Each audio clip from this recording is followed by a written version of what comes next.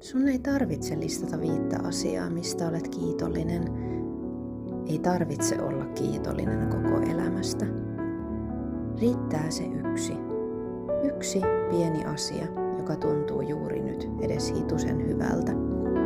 Lämmin juoma, onnistunut meikki, hiljainen hetki.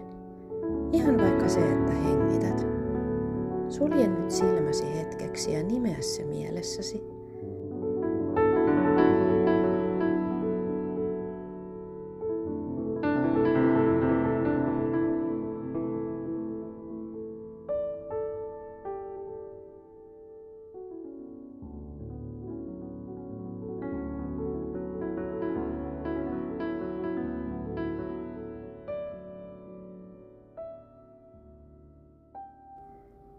Mitä sinä valitsit?